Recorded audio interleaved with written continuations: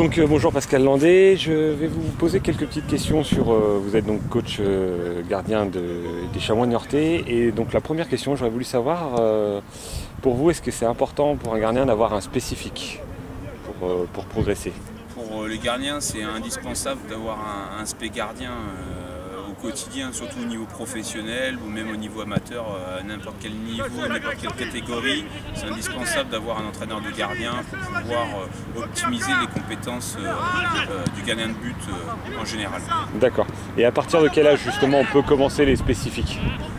J'ai envie de dire, dès l'école de foot, dès l'âge de 6 ans, on peut s'inscrire justement en tant que gardien de but au niveau des débutants. C'est vrai que plus on commence jeune, mieux c'est. On peut apprendre les bases assez rapidement et justement ça va faciliter la progression après avec l'adolescence jusqu'à l'âge adulte du gardien de but. D'accord. Quand vous dites commencer par les bases, justement quelles sont les bases en fait? Toute la partie technique, mais que ce soit bien sûr avec les mains, parce que ça c'est bien sûr la partie fondamentale du poste de gardien de but, parce que c'est le seul joueur qui peut, dans sa surface de réparation, se saisir du ballon avec les mains.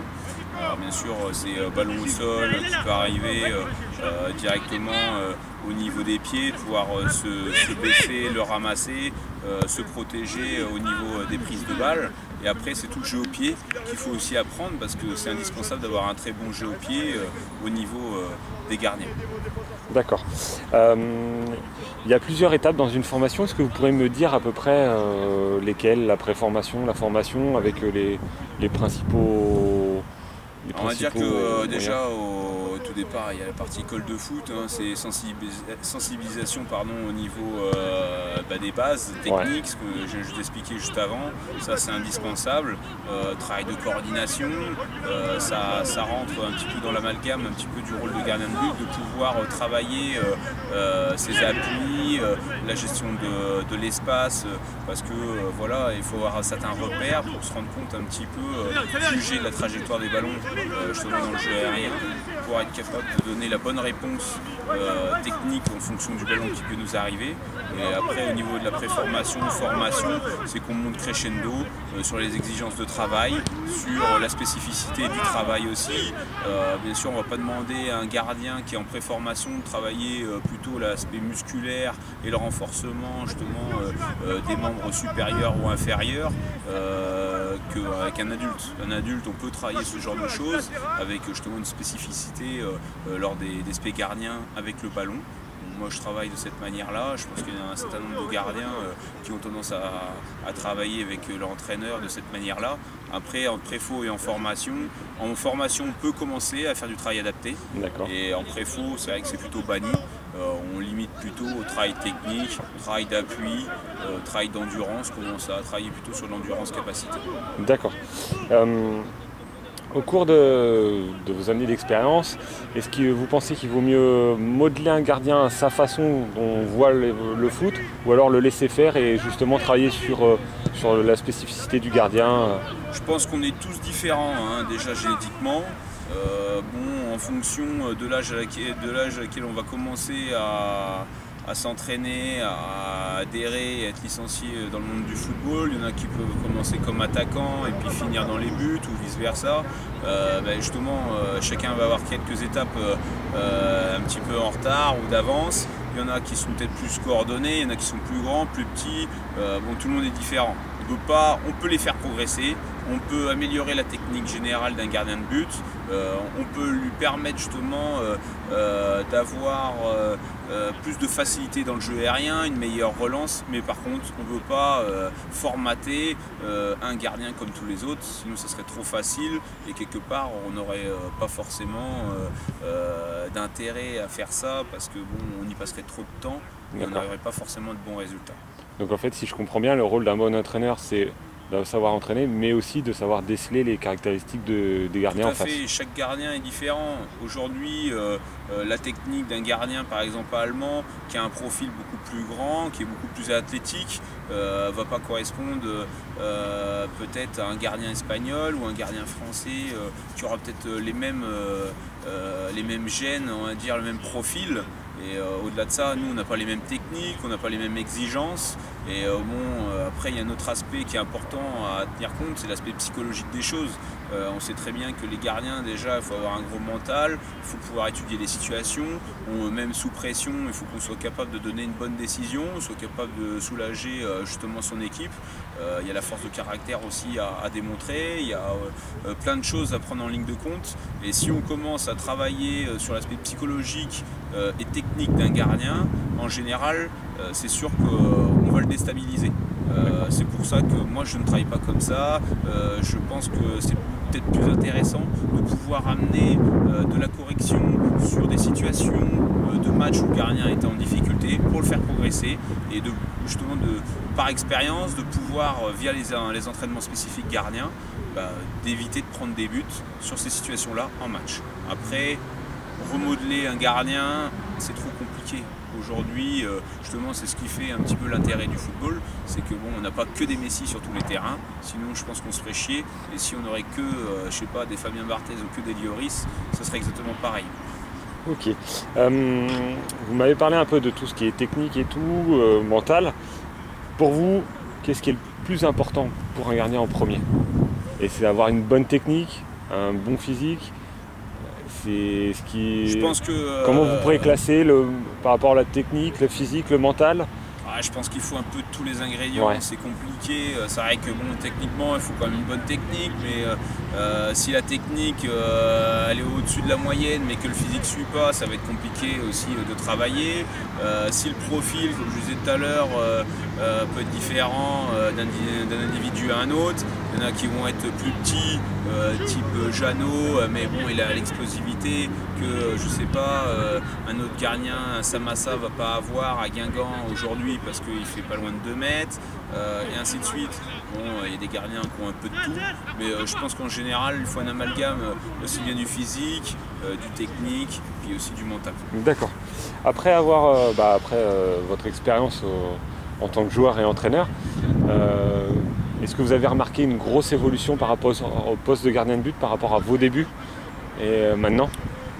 Moi, auparavant, quand j'ai commencé à jouer, même en Ligue 2, on n'avait qu'un SP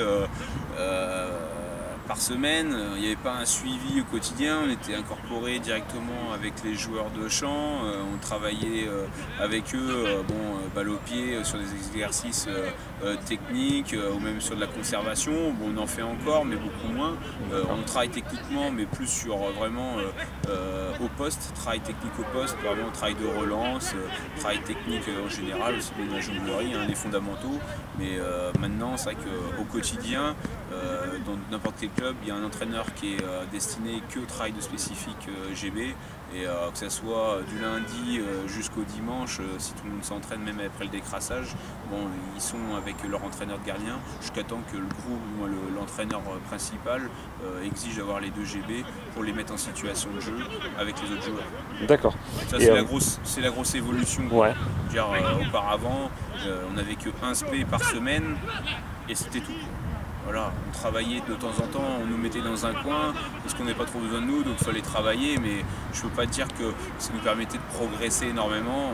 On travaillait la partie technique, des prises de balles, un peu de frappe, mais je ne peux pas dire qu'on allait sortir des plots, les piquer, les haies. Il n'y avait pas de travail adapté, aussi bien sur un travail physique avec un préparateur physique qu'avec un travail spécifique gardien. D'accord.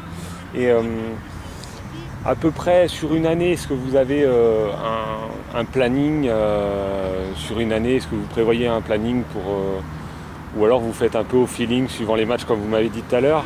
Ou alors il y a plutôt par exemple un mois de travail technique, de prise de balle ou est-ce qu'il y a un planning Depuis 10 ans que je m'occupe de cette partie-là, on va dire que j'ai essayé de brasser un peu le tout, on essaie de faire un peu le tour. J'ai échangé avec le préparateur physique avec qui justement je m'appuie pour justement voir en fonction un petit peu des joueurs, pouvoir m'adapter à leur situation physique du moment.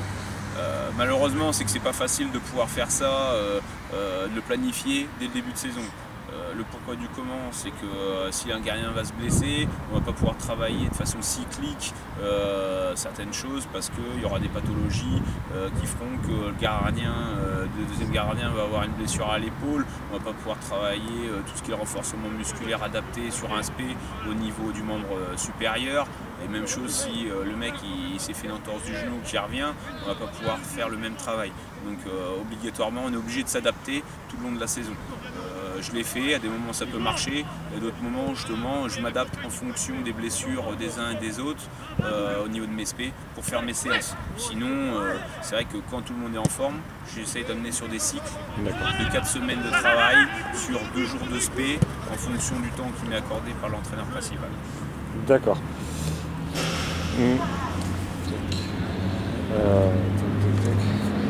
Et avec le nombre de spé que vous faites par an, parce que ça doit, sur une saison ça doit compter, où est-ce que vous trouvez toute l'inspiration avec votre vécu parce que bon, ça en fait quand même pas mal d'exercices à trouver. Déjà, moi après aussi c'était plus mes aptitudes à vouloir faire travailler mes gardiens, c'est pas tomber dans la routine. On retravaille bien sûr souvent des exercices fondamentaux, mais par contre j'essaye de tout le temps changer, pas tomber justement dans la routine, qu'il n'y ait pas une rengaine, que les mecs quand ils viennent à l'entraînement justement ils disent tiens là c'est nouveau, tiens il y a ça, on va chercher telle spécificité au niveau des arrêts, parce que voilà on a été mis en difficulté par exemple tel week-end avec tel attaquant, telle équipe, si on a pris tel but, bon après c'est vrai que c'est à moi de me remuer un peu les ménages pour trouver les exercices qui vont permettre aux gardiens d'avoir la meilleure réponse par rapport à la problématique que je vais lui instaurer sur l'entraînement. Pour les plus jeunes qui regardent le site, est-ce que vous auriez quelques conseils en fait pour essayer de devenir, réaliser leurs rêves et peut-être jouer au plus haut niveau? Est-ce qu'il y a pour vous des conseils ils doivent garder une ligne de conduite? Je pense que la première des choses, c'est de ne pas baisser les bras. Mentalement, même si on ne réussit pas quelque chose, bon, si vous allez regarder la vidéo, c'est sûr que vous allez voir peut-être pas mal de réussites, mais sur toutes les réussites, il y a eu du déchet. Et quand on est parti sur 6 répétitions ou 10 répétitions, on en a peut-être fait 12 ou 13, mais en tout cas, on n'a pas terminé sans qu'un de mes gardiens ait fait ces 10 bonnes répétitions. Donc bon, ils me connaissent assez, que ce soit avec les plus jeunes ou les plus vieux, avec les différents clubs ou les gardiens avec lesquels j'ai travaillé, ça a toujours été mon principe, c'est qu'il faut toujours continuer pour avoir vraiment la perfection. Essayer d'avoir justement la meilleure réussite en fonction de ce qu'on demande sur l'exercice. Et on continue et on rabâche jusqu'à temps que ça soit parfait. Si c'est pas le lundi, ça sera le mardi, et ainsi de suite, jusqu'à temps qu'on puisse y arriver, et puis pas baisser les bras, écouter aussi les corrections, parce qu'il y a toujours des bons conseils, il y en a des mauvais, mais mine de rien, il faut quand même faire l'amalgame de tout ça, et c'est important pour progresser. D'accord, et pour finir, on voit votre longévité au poste de gardien de but. Est-ce que vous avez un petit secret, une hygiène de vie ou quoi que ce soit? Parce que encore au but, vous pouvez tenir la dragée haute à pas mal d'attaquants. C'est la passion qui me tient, quoi. C'est surtout ça, quoi. Dire que bon, c'est sûr que je fais pas n'importe quoi à côté. Je pars du principe que on peut toujours rendre service aussi bien au club, ça m'est déjà arrivé encore cette année et puis les saisons passées. Alors bon, je lâche pas, et puis bon, il y a aussi une autre chose qui est prendre en considération qui est importante, c'est que si mes gardiens, je veux bien les entraîner, il faut que je sois dans les meilleures conditions physiques, parce que bon, quand même mine de rien, j'en frappe des ballons à longueur de journée. Si je me laisse aller et que bon, je peux pas démontrer correctement les séances, je pense que déjà c'est la meilleure des démonstrations, c'est celle qu'on peut montrer nous, parce qu'on peut l'expliquer à notre manière, c'est pas toujours perçu comme il faut, donc c'est important d'être justement dans les meilleures conditions possibles déjà, et puis de pouvoir se tenir à carreau en dehors. Je dis pas qu'on fait pas certains écarts, mais il faut savoir se limiter pour justement durer dans le temps. D'accord. Et une dernière petite question, est-ce que vous pensez que justement un site comme entraînement gardien de but peut aider des parents ou des entraîneurs qui n'ont pas forcément des connaissances ou quoi que ce soit à justement faire travailler leurs petits gardiens comme leurs plus grands, quoi? Je pense que si on a fait connaissance ensemble, c'est que moi déjà pour avoir été sur ton site, je me suis déjà inspiré sur certains exercices de certaines vidéos que j'ai pu voir sur justement les vidéos que tu avais postées. Et bon, c'est vraiment intéressant. si on se voit aujourd'hui, que je t'ai fait venir, c'est qu'il y a vraiment un intérêt. Je trouve que bon, c'est bien de pouvoir y aller.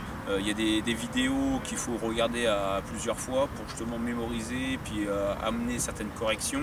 Mais que ce soit pour les plus jeunes comme pour les clubs amateurs qui n'ont pas la possibilité de travailler avec quelqu'un qui est vraiment décerné pour ce poste-là, c'est vrai qu'on va dire qu'il y a toutes les bases. Après, bon, il faut sectionner en fonction de ce qu'on peut faire et pas faire. Il faut savoir aussi le potentiel des gardiens qui sont dans les clubs. Pas leur demander non plus de faire du jour au lendemain ce que font les pros, parce qu'il y a quand même des séances d'un niveau international. Bon, après, il faut savoir s'adapter. Il faut prendre ce qui est le plus intéressant et ce qui est le plus réalisable avec les gardiens qu'on a dans notre club. Mais en tout cas, je souhaite à tout le monde de pouvoir aller sur le site de entraîneurgardiendebuts.com. Bah écoutez, je vous remercie beaucoup. Puis bon courage pour la suite de la saison. Merci. Merci.